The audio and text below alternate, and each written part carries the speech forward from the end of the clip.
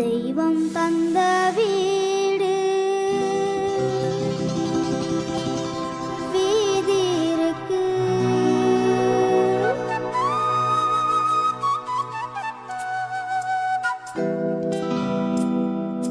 தெய்வம் தந்த வீடு வீதி இருக்கு. இந்த ஊர் என்ன சொந்த வீடென்ன, இந்த ஊர் என்ன சொந்த